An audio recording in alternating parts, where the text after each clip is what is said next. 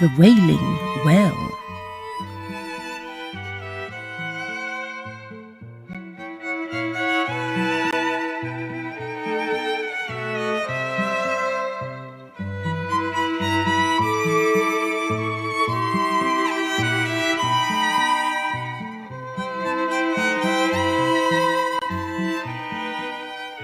In the year 19... there were two members of the troop of scouts attached to a famous school, named respectively Arthur Wilcox and Stanley Judkins. They were the same age, boarded in the same house, were in the same division, and naturally were members of the same patrol. They were so much alike in appearance as to cause anxiety and trouble, and even irritation to the masters who came in contact with them.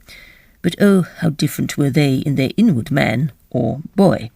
It was to Arthur Wilcox that the headmaster said, looking up with a smile as the boy entered chambers, "Why, Wilcox, there will be a deficit in the prize fund if you stay here much longer. Here, take this handsomely bound copy of the Life and Works of Bishop Ken, and with it my hearty congratulations to yourself and your excellent parents." It was Wilcox again whom the provost noticed as he passed through the playing fields, and, pausing for a moment, observed to the vice-provost, "That lad has a remarkable brow." "Indeed, yes," said the vice-provost. "It denotes either genius or water on the brain." As a scout, Wilcox secured every badge and distinction for which he competed. The cookery badge, the map-making badge, the life-saving badge, the badge for picking up bits of newspaper, the badge for not slamming the door when leaving bureau room, and many others. Of the life-saving badge I may have a word to say when we come to treat of Stanley Judkins. You cannot be surprised to hear that Mr. Hope Jones added a special verse to each of his songs in commendation of Arthur Wilcox, or that the lower master burst into tears when handing him the Good Conduct Medal in its handsome claret-coloured case, the medal which had been unanimously voted to him by the whole of the third form. Unanimously, did I say? I am wrong. There was one dissentient, Judkins minor, who said that he had excellent reasons for acting as he did. He shared, it seems, a room with his major. You cannot again wonder that in after years Arthur Wilcox was the first and so far the only boy to become captain of both the school and of the Oppidans, or that the strain of carrying out the duties of both positions, coupled with the ordinary work of the school, was so severe that a complete rest for 6 months, followed by a voyage round the world, was pronounced an absolute necessity by the family doctor.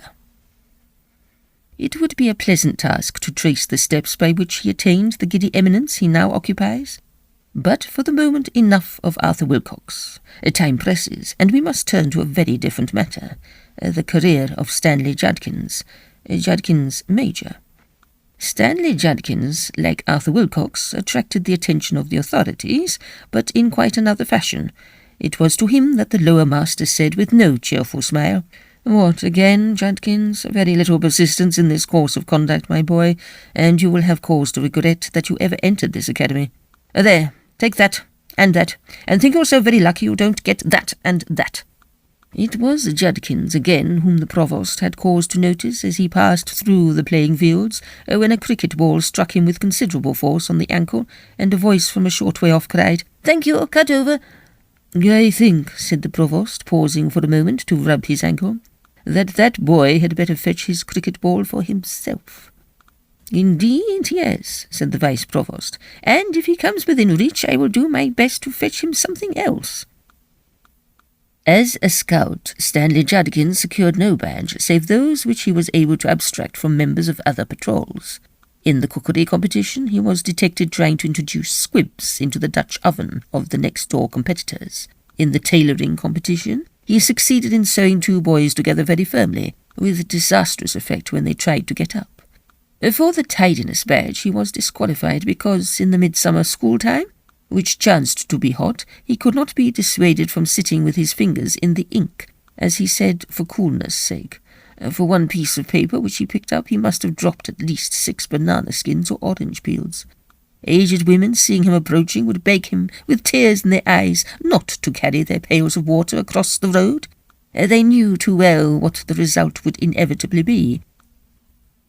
But it was in the life-saving competition that Stanley Judkins's conduct was most blamable and had the most far-reaching effects. The practice, as you know, was to throw a selected lower boy of suitable dimensions, fully dressed, with his hands and feet tied together, into the deepest part of Cuckoo Weir, and to time the scout whose turn it was to rescue him. On every occasion when he was entered for this competition, Stanley Judkins was seized at the critical moment with a severe fit of cramp, which caused him to roll on the ground and utter alarming cries. This naturally distracted the attention of those present from the boy in the water, and had it not been for the presence of Arthur Wilcox, the death roll would have been a heavy one. As it was, the lower master found it necessary to take a firm line and say that the competition must be discontinued. It was in vain that Mr. Beasley Robinson represented to him that in 5 competitions only 4 lower boys had actually succumbed. The lower master said that he would be the last to interfere in any way with the work of the Scouts, but that 3 of these boys had been valued members of his choir, and both he and Dr. Lay felt that the inconvenience caused by the losses outweighed the advantages of the competitions. Besides, the correspondence with the parents of these boys had become annoying and even distressing. They were no longer satisfied with the printed form which he was in the habit of sending out, and more than one of them had actually visited Eton and taken up much of his valuable time with complaints. So the life-saving competition is now a thing of the past. In short, Stanley Judkins was no credit to the Scouts, and there was talk on more than one occasion of informing him that his services were no longer required. This course was strongly advocated by Mr. Lambert, but in the end milder counsels prevailed, and it was decided to give him another chance. So it is that we find him at the beginning of the midsummer holidays of 19, at the Scouts' camp in the beautiful district of W, or X, in the county of D, or Y. It was a lovely morning, and Stanley Judkins and 1 or 2 of his friends, for he still had friends, lay basking on top of the down. Stanley was lying on his stomach, with his chin propped on his hands, staring into the distance. "I wonder what that place is," he said. "Which place?" said one of the others. "That sort of clump in the middle of the field down there." How should I know what it is?" "What do you want to know for?" said another. "I don't know. I like the look of it. What's it called?" "Nobody got a map?" said Stanley. "Call yourselves Scouts." "Here's a map, all right," said Wilfred Pipsqueak, ever resourceful. "And there's the place marked on it, but it's inside the red ring. We can't go there." "Who cares about a red ring?" said Stanley. "But it's got no name on your silly map." "Well, you can ask this old chap what it's called if you're so keen to find out." This old chap was an old shepherd who had come up and was standing behind them. "Good morning, young gents," he said. "You've got a fine day for your doings, ain't you?" "Yes, thank you," said Algernon de Montmorency with native politeness. "Can you tell us what that clump over there is called, and what's that thing inside it?" "Course I can tell you," said the shepherd. "That's Wailing Well, that is, but you ain't got no call to worry about that." "Is it a well in there?" said Algernon. "Who uses it?" The shepherd laughed.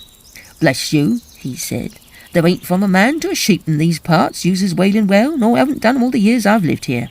"Well, there'll be a record broken today, then," said Stanley Judkins, "because I shall go and get some water out of it for tea." "Sakes alive, young gentleman," said the shepherd in a startled voice. "Don't you get to talking that way. Why, ain't your masters give you notice not to go by there? They'd ought to have done." "Yes, they have," said Wilfred Pipsqueak. "Shut up, you ass," said Stanley Judkins. "What's the matter with it? Isn't the water good? Anyhow, if it was boiled, it would be all right." "I don't know as there's anything much wrong with the water," said the shepherd. "All I know is my old dog wouldn't go through that field, let alone me or anyone else who's got a morsel of brains in their heads." "More fool them," said Stanley Judkins, at once rudely and ungrammatically. "Whoever took any harm going there?" he added. "3 women and a man," said the shepherd gravely. "Now just you listen to me. I know these here parts and you don't, and I can tell you this much. For these 10 years last past, there ain't been a sheep fed in that field, nor a crop raised off of it, and it's good land too. You can pretty well see from here what a state it's got into, with brambles and suckers and trash of all kinds. You've got a glass, young gentleman," he said to Wilfred Pipsqueak. "You can tell with that anyway." "Yes," said Wilfred, "but I see there's tracks in it. Someone must go through it sometimes." "Tracks?" said the shepherd. "I believe you. 4 tracks, 3 women and a man." "What do you mean, 3 women and a man?" said Stanley, turning over for the first time and looking at the shepherd.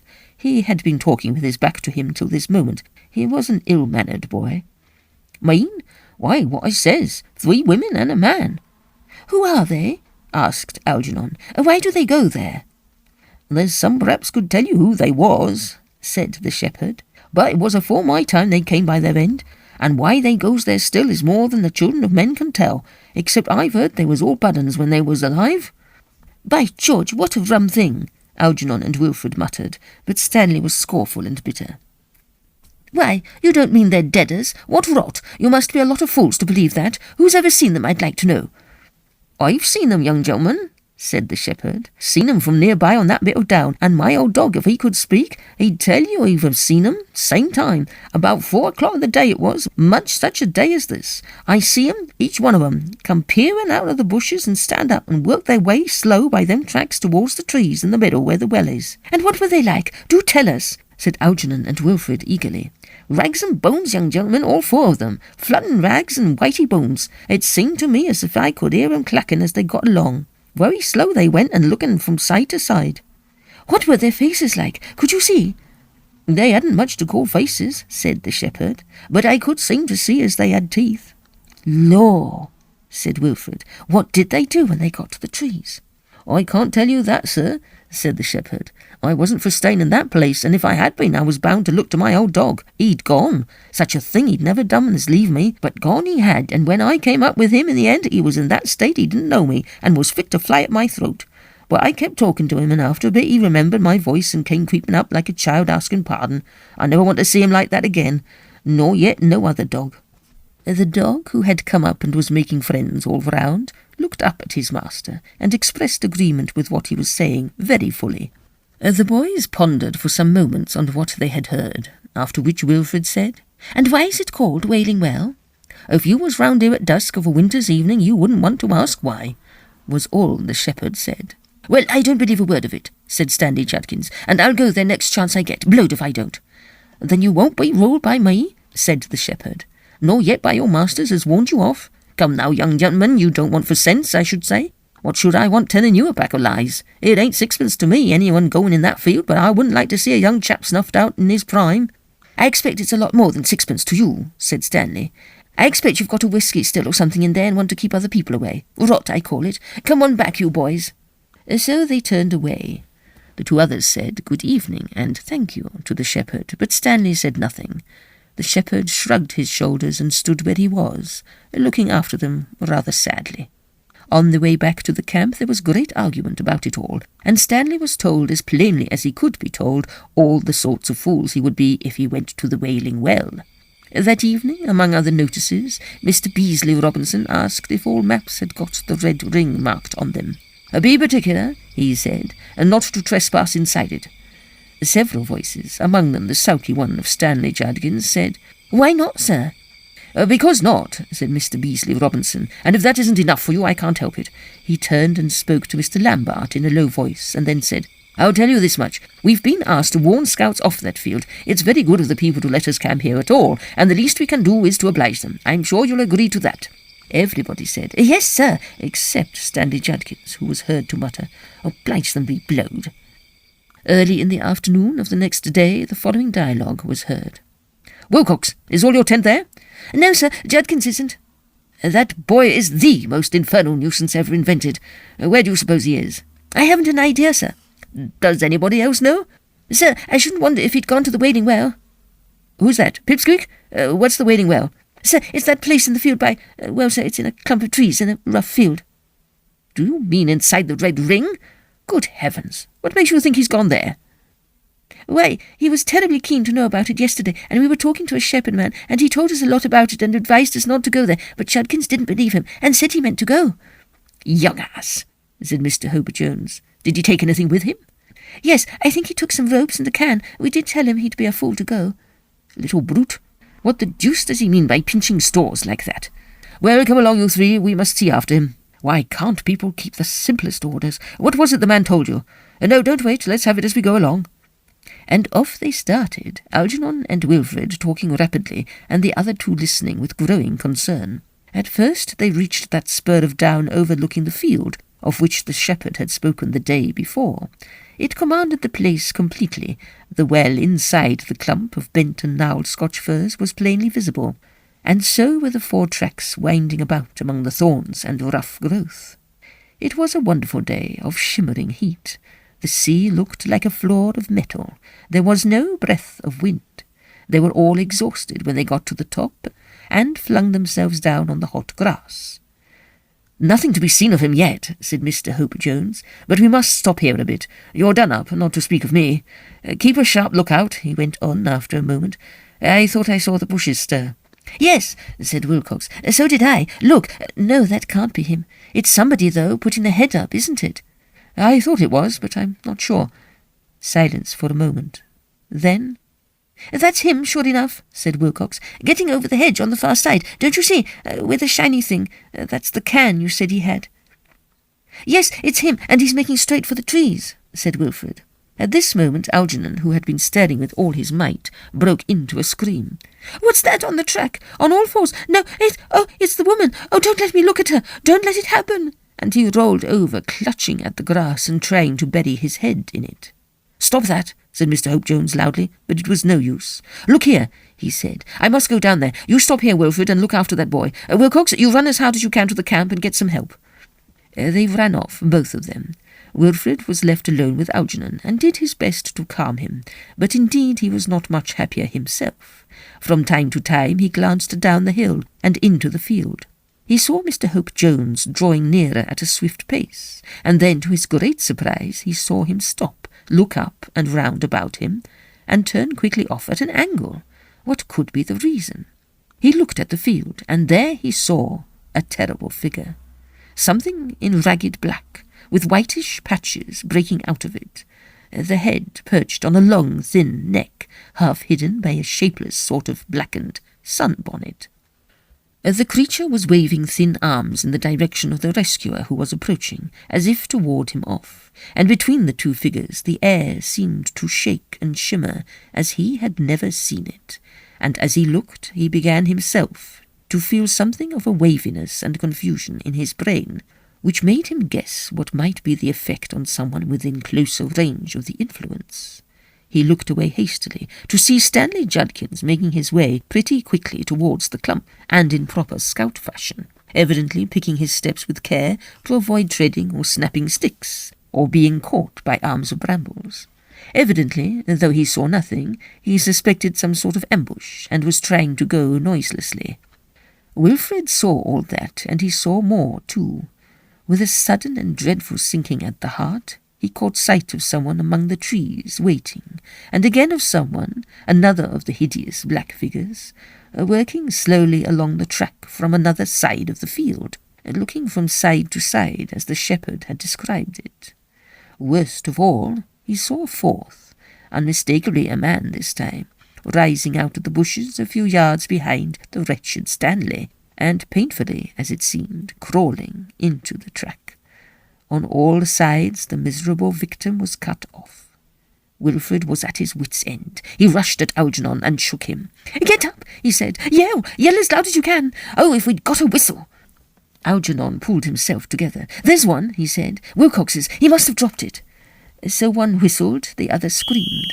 In the still air the sound carried. Stanley heard. He stopped. He turned round, and then indeed a cry was heard, more piercing and dreadful than any that the boys on the hill could raise. It was too late. The crouched figure behind Stanley sprang at him and caught him about the waist. The dreadful one that was standing waving her arms waved them again, but in exultation.